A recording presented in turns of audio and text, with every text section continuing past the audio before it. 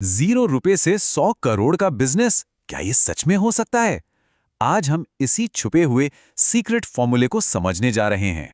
जब भी हम मुकेश अंबानी, नारायण मूर्ति या फिर फ्लिपकार्ट के फाउंडर्स के बारे में सोचते हैं तो मन में एक सवाल तो जरूर आता है कि भाई, इतने बड़े बड़े बिजनेस आखिर बिना पैसों के बनते कैसे हैं? क्या इनके पास शुरू से ही करोड़ों की कैपिटल थी? अगर ऐसा लगता है तो एक बहुत बड़े धोखे में जी रहे हैं। बिजनेस की दुनिया में आज सबसे बड़ा झूठ यही फैलाया गया है कि बिजनेस करने के लिए सबसे पहले पैसा चाहिए, जबकि सच इससे बिल्कुल उल्टा है। तो अगर ये सबसे बड़ा झूठ है, तो फिर सच क्या है? असली सीक्रेट क्या है? अगर पैसा नहीं तो फिर क्या? इसका जवाब सिर्फ एक शब्द में है: लेवरेज। लीवरेज मतलब रिसोर्सफुल होना। ये वो कला है जिसमें बिना अपना पैसा लगाए दूसरों के रिसोर्सेज, जैसे उनका पैसा, उनके सिस्टम्स, उनकी स्किल्स या यहाँ तक कि उनकी इन्वेंट्री का इस्तेमाल करके अपना खुद का बिजनेस खड़ा किया जाता है। देखिए, ज्यादातर लोग पहले रास्ते पर चलते हैं। वो सोचते हैं पहले पैसा चाहिए तभी बिजनेस शुरू होगा। लेकिन असली कामयाबी वो इस दूसरे रास्ते यानी लीवरेज के रास्ते से मिलती है, जहां अपना रिस्क लिए बिना एक स्मार्ट स्ट्रैटेजी से काम किया जाता है। अच्छा, ये सब सिर्फ थ्योरी नहीं है। चलिए अब असल जिंदगी में देखते हैं कि इस फॉर्मूले को कैसे इस्तेमाल किया गया। हम उन कुछ टाइटन्स की कहानी देखेंगे जिन्होंने लेवरेज का इस्तेमाल करके जीरो से अरबों का एम्पायर खड़ा कर दिया। सबसे पहला नाम धीरूभाई अंबानी। आज रिलायंस इंडस्ट्रीज की कीमत 19 लाख करोड़ रुपए से भी ज्यादा है। एक ऐसा एम्पायर जिसे पूरी दुनिया जानती है। लेकिन बड़ा सवाल तो यही है कि इसकी शुरुआत कैसे हुई।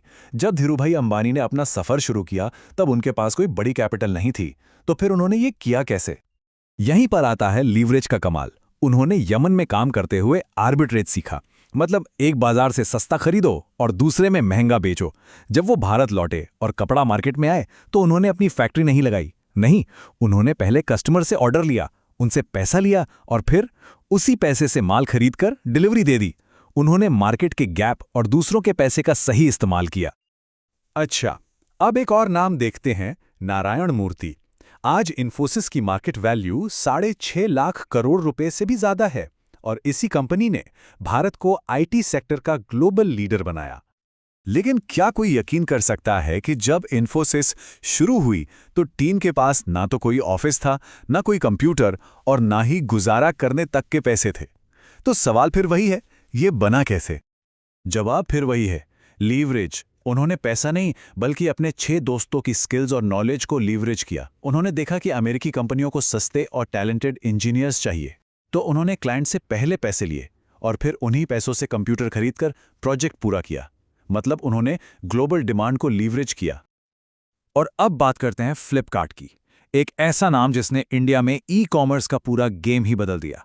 आज इसकी वैल्यूएशन 3 लाख करोड़ रुपए से भी ज्यादा है। पर सबसे मजेदार बात तो यह है कि फ्लिपकार्ट ने शुरू में कभी भी अपने पैसे से इन्वेंट्री खरीदी ही नहीं, जीरो इन्वेंट्री। तो फिर वो एक मल्टी बिलियन डॉलर कंपनी बने कैसे? इसका जवाब भी लीवरेज है। सचिन बंसल और बिन्नी बंसल ने सप्लायर्स के इन्वेंट्री को लीवरेज किया। होता क्या था कि जब वेबसाइट पर कोई ऑर्डर आता, वो तभी सप्लायर से किताब खरीदते और डिलीवर कर देते। मतलब कस्टमर के पैसे से ही उनका बिजनेस चल रहा था। और उस वक्त जब लोगों को ऑनलाइन पेमेंट पर भरोसा नहीं था, तो उन्होंने कैश ऑन डिलीवरी लाकर उस भरोसे को लीवरेज किया। कितना शानदार आइडिया था। तो हमने देख लिया कि इन सब ने ये कैसे किया। अब सवाल ये है कि इस फॉर्मूले को कोई भी कैसे इस्तेमाल कर सकता है।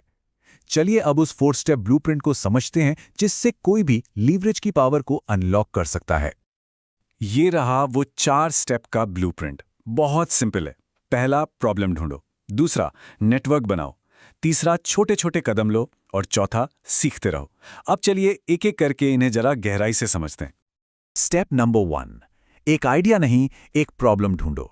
सबसे बड़ी गलती जो लोग करते हैं वो एक बिलियन डॉलर आइडिया के पीछे भागते हैं। दुनिया के बड़े से बड़े बिजनेस किसी आइडिया से नहीं बल्कि किसी बड़ी प्रॉब्लम का सॉल्यूशन निकालने से बने हैं। अपने आसपास देखना शुरू कीजिए कि लोग किस चीज से परेशान हैं। बस वहीं पर लीवरेज करने का मौका छिपा है। स्टेप नंबर 2, पैसा नहीं, अपना नेटवर्क बनाओ।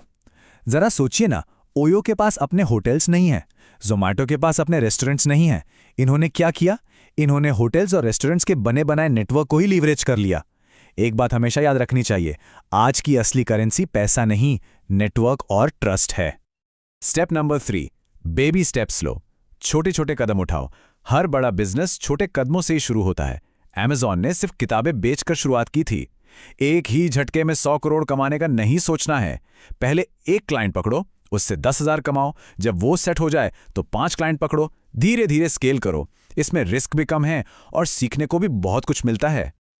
और आखिरी स्टेप नंबर 4, ज्ञान के लिए भूखे रहो। अक्सर लोग सोचते हैं कि बिजनेस शुरू किया मतलब सीधा सीईओ की कुर्सी, लेकिन बिजनेस का असली खेल तो सीखने से शुरू होता है। जब रतन टाटा को टाटा ग्रुप चलाना था तो उन्हें पहले फैक्ट्री में मजदूरों के साथ काम करने भेजा गया था, ताकि वो बिजनेस को जमीन से एकदम ग्रास रूट लेवल से समझ सकें। यही ज्ञान सबसे बड़ा लीवरेज बनता है। तो इन चारों स्टेप्स को समझने के बाद चलिए वापस उसी सवाल पर आते हैं। बिजनेस शुरू करने के लिए असली स्टार्टअप कैपिटल आखिर है क्या? जैसा कि हमने देखा, वो पैसा तो बिल्कुल नहीं है। तो फिर असली पूंजी क्या है? वो है एक दमदार आइडिया और उसे हकीकत में बदलने की काबिलियत।